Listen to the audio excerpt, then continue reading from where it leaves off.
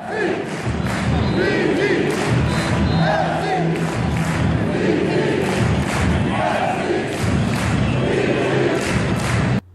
and welcome to the 2017 Portland Timbers preview. I am the Analyst32. You can follow me on Twitter at the Analyst32. You can also subscribe to this channel, the Analyst32 as well.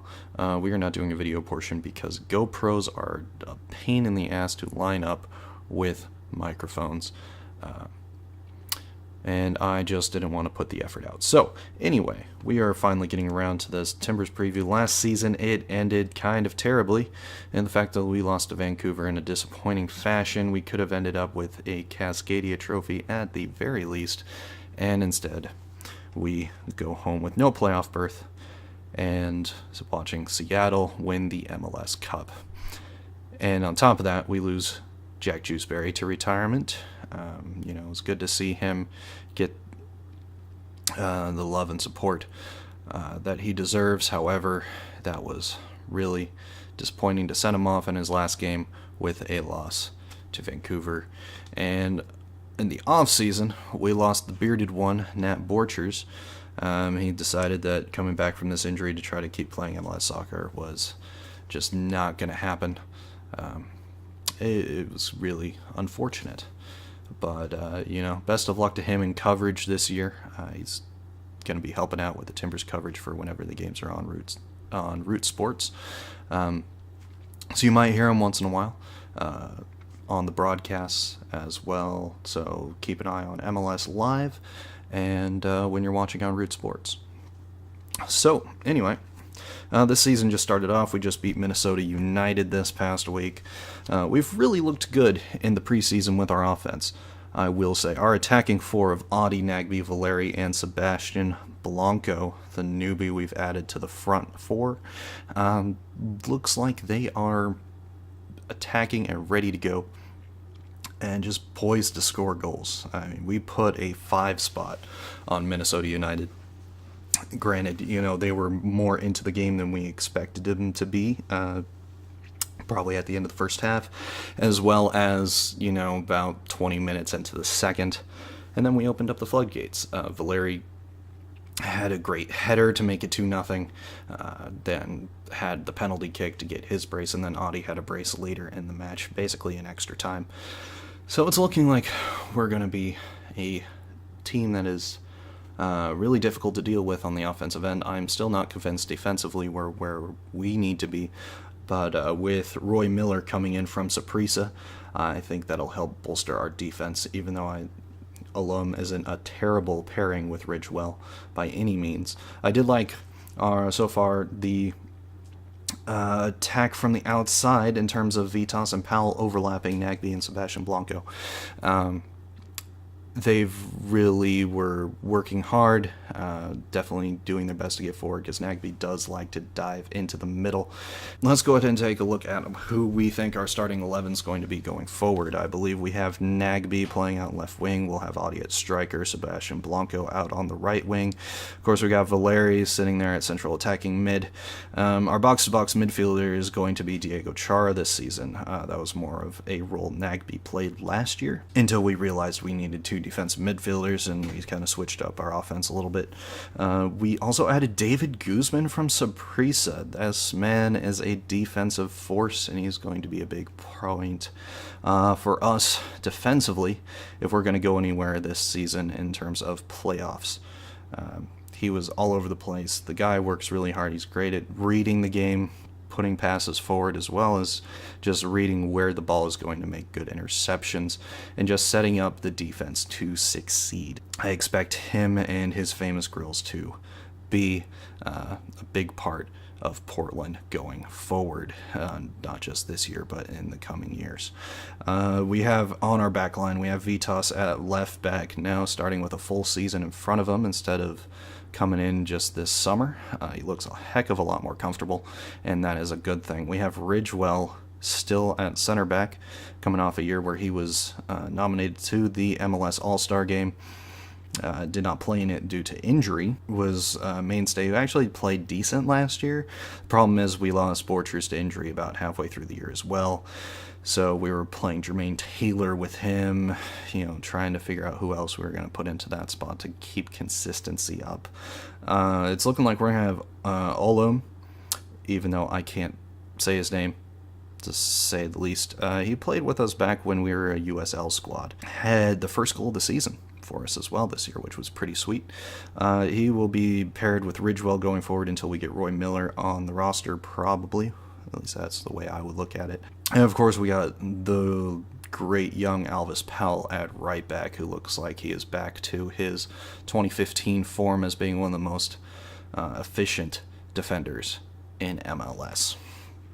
Looking at the bench, who I think is going to be, guys that we're definitely going to be seeing on a consistent basis. Chance Myers, our pickup from Sporting Kansas City, he's going to be a mainstay on our bench, as well as filling in for injury. Zarek Valentine, of course, can play wherever the heck we need to put him on that back line and be decent for us. So I do like him there. We got Dairon Asprilla back from loan. He's going to be definitely one of those pieces that we put in for Blanco while we get him up to fitness. Darren Maddox is back from injury. We'll be playing him out on the wing or at striker for Audi. That'll be fun to watch. Marco Farfan, the homegrown, who has actually played really well this season. This preseason, I should say, in my opinion, and is turning into a crowd favorite. He's only 18 years old, I believe, still trying to finish high school even. I may be wrong on that point, but he is definitely a bright spot and a guy who's definitely going to be in our lineup going forward. When it comes to the Timbers preview, obviously we have to think about what are we going to do with our defense. Our offense, scoring goals is not that big of a deal for us. As long as we are consistent in our form, home and away, in terms of getting goals, we will be fine this year. We had Audi and Valeri last year score about 66% of our goals. But with moving Nagbe out to the wing instead of just keeping him in the center of the park, as well as picking up Sebastian Blanco from San Lorenzo, also former West Brom player, crazy enough, moving him out to right wing, I think that's ultimately going to take some pressure off of Audi and Valeri, and it's going to be really nice for our attack. Diego Chara is still going to be great, but our defense, man, Guzman's, I don't know how much Guzman's going to be able to cover up a bunch of holes in terms of only having basically 3 steady players in our back line. I could be proven wrong on this. I really could. I'm not some expert by any means. Is Guzman a Conte from Chelsea and Leicester City fame? No. He's a solid central defensive mid. He's going to be fantastic in the MLS, I think. But we really need somebody who's going to be consistently paired with Ridgewell. Sawe Powell on the right-hand side knows what will be going on defense consistently and can trust who's going to be his pairing on the right side to cover him when he bombs forward. This season comes down to a couple of things. One, can we find some consistent form on the road? That is going to be the most difficult part for us this season. Can we find consistency on defense? Last year we were just trying to fill holes with Jermaine Taylor, Steven Taylor. That signing from Newcastle, that just didn't work out. Nice guy, but didn't work out in the slightest. We just have to find that defensive consistency more than anything. I like that Jake Gleason took over the job at goalkeeper. He is one heck of a shot stopper, and he will definitely keep us in some games this season. But we will require the form of our defense to be up there, especially on the road, so we can get some of those wins. So that way we don't go winless on the road as we did last year. Where do I see the Timbers being this year? I see us being probably a top 4 in the West squad with this attack. It is going to be difficult for us to be not that with the attacking form we have, unless we get some significant injuries. And even then, we have guys like Jack Barnby, we have guys such as Dairon Asprilla and Darren Maddox to fill in offensively, which will have to do with Nagbe getting time on the U.S. men's national team squad anyway.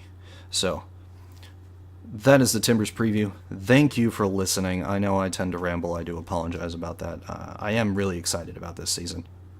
Our offense is going to be a force to be reckoned with. Plain and simple. I don't know who can stop Adi this year. Nobody has really shown that ability, and nobody has really shown the ability to contain Valeri either. And you add 2 more offensive pieces to that really could unlock things vertically for us. We're going to be difficult to deal with. Anyway, thank you for listening. Once again, you can follow me on Twitter at TheAnalyst32. You can follow me and subscribe here on YouTube at TheAnalyst32. I'm also on Facebook of the same name, at TheAnalyst32. That's where you can definitely find all my videos and such.